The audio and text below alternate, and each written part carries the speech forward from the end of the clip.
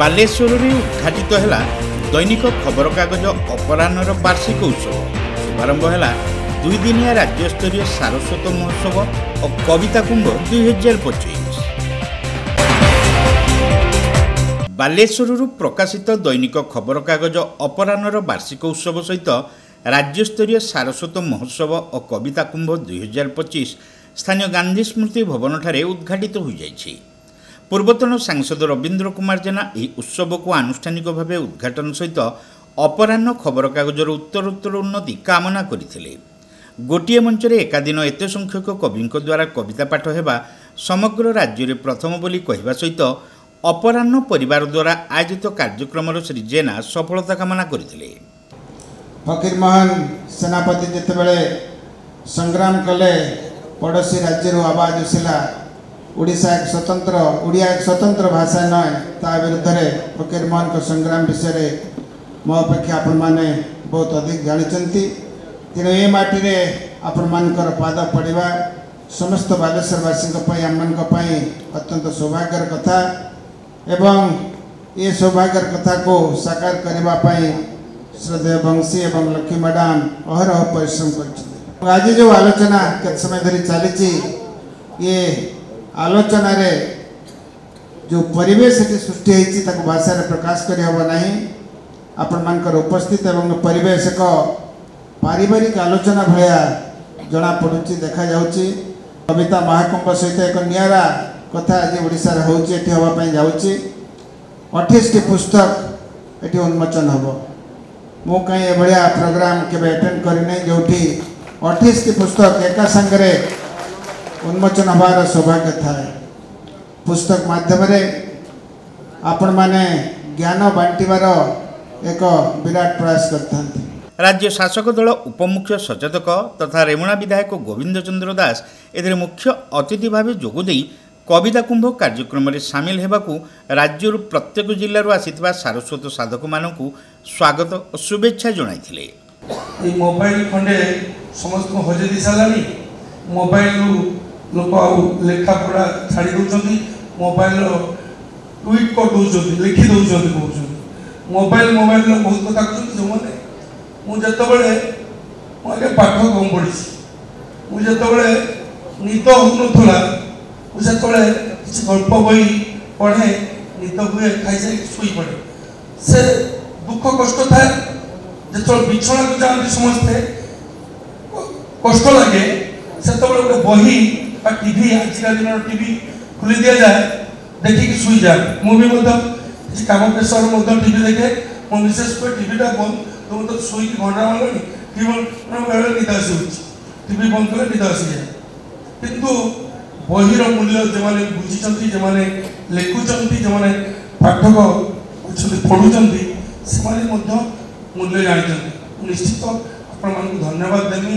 ଆପଣମାନେ ସମାଜକୁ ଆହୁରି ଆଗକୁ ନେବା ପାଇଁ ଆମ ସରକାର ମଧ୍ୟ ଚିନ୍ତାଶୀଳ ଅଛି। ଆମ ସରକାର ବି ମଧ୍ୟ ସଂସ୍କୃତି, କଳା, ପରମ୍ପରା, ଐତିହ୍ୟ, ଆମ ଓଡ଼ିଆ ସଂସ୍କୃତି କେମିତି ଆଗକୁ ବଢ଼ିବ, ଆପଣମାନଙ୍କ ସମସ୍ତଙ୍କର ସରକାର ଯେତିକି ଜିମ୍ମେଦାରୀ ଅଛି ଆମ ସମସ୍ତଙ୍କର ମଧ୍ୟ ସେଭଳି ଜିମ୍ମେଦାରୀ ଅଛି। ମୁଁ ସମସ୍ତଙ୍କୁ ଏହି ମଞ୍ଚରୁ ଆଉ ଥରେ ଆପଣମାନଙ୍କୁ ଧନ୍ୟବାଦ ଦେବି। ଜଳେଶ୍ୱର ବିଧାୟକ ଅଶ୍ୱିନୀ ପାତ୍ର, ବିଶିଷ୍ଟ ସାହିତ୍ୟିକ ଓ କବି ପ୍ରଶାନ୍ତ ଦାସ, ଫକୀରମୋହନ ସାହିତ୍ୟ ପରିଷଦର ପୂର୍ବତନ ସଭାପତି ଡକ୍ଟର ଲକ୍ଷ୍ମୀକାନ୍ତ ତ୍ରିପାଠୀ, ଭଦ୍ରକ ଜିଲ୍ଲାର ବିଶିଷ୍ଟ କବି ପବିତ୍ର ପାଣିଗ୍ରାହୀ, ଉତ୍ସବ କମିଟିର ବରିଷ୍ଠ ଉପଦେଷ୍ଟା ତଥା ବାଲେଶ୍ୱର ପ୍ରେସ୍ କ୍ଲବ ସଭାପତି ବିପ୍ଳବ କୁମାର ମହାନ୍ତି ପ୍ରମୁଖ ଏଥିରେ ସମ୍ମାନିତ ଅତିଥି ଭାବେ ଯୋଗଦେଇ ବକ୍ତବ୍ୟ ପ୍ରଦାନ କରିଥିଲେ। କାହାକୁ ନା କାହାକୁ ଦୁଃଖ ସହିବାକୁ ପଡ଼େ, କାହାକୁ ନା କାହାକୁ ସୁଖ ଦେବା ପାଇଁ, କିଛି ନା କିଛି ନୂଆ କିଛି କରିବା ପାଇଁ। ବନ୍ଧୁଗଣ, ଆପଣମାନେ ସମସ୍ତେ କବିତା ମନସ୍କ, ଲେଖିବା ଲୋକ, ଶୁଣିବା ଲୋକ।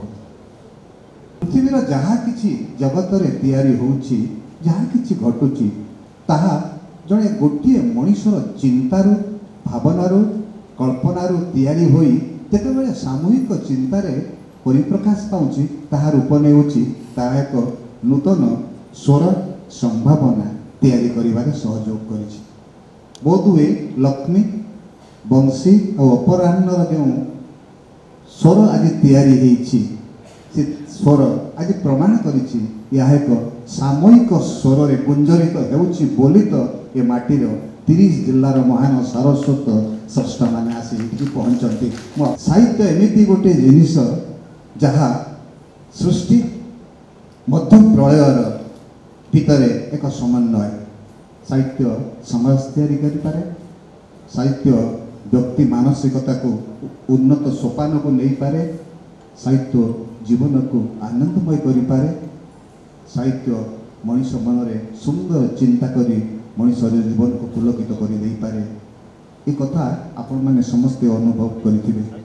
उत्सव अभ्यर्थना कमिटीर चेयरमैन तथा सुलग्ना ग्रुप ऑफ इंस्टीट्यूशनर चेयरमैन डॉक्टर घनश्याम विश्वाल पौरोहित्य करने सहित कार्यक्रम आभिमुख्य और रूपरेख संपर्क में आलोकपात करते।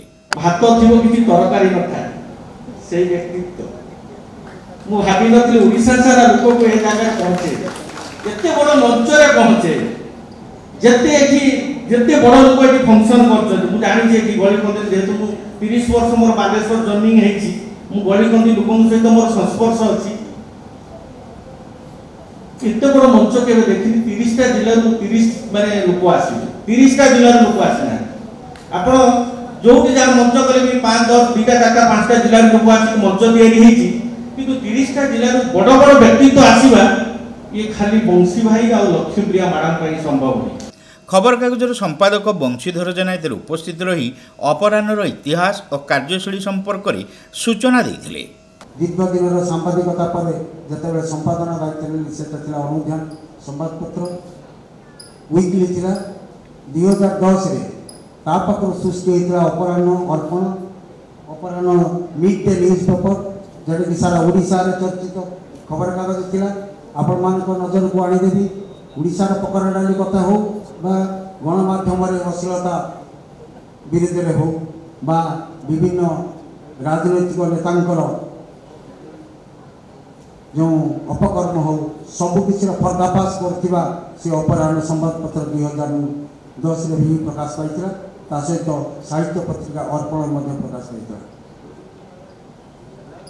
संवादपत्र अपराह्न केवल मिड डे थिला दिन ओडिशा रे एकमात्र मिड डे थिला जेटा दिन 3टा बेले बालेश्वर सहर प्रकाश पाउथला 4 पेज समस्त अनैथिले जे अपराह्न आज कौन लिखुछि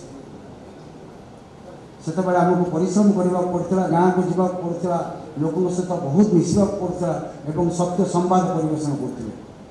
अपराह्नर प्रकाशिका तथा श्रीलिप्ता प्रिंट मीडिया मुख्य लक्ष्मीप्रिया दास एथिरे स्वागत भाषण प्रदान करथिले।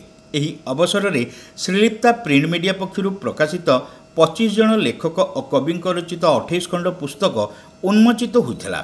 पर दिवसव्यापी आयोजित कविता कुंभ 2025 कार्यक्रम में 300 ऊर्ध्व कवि से स्वरचित कविता पाठ करते।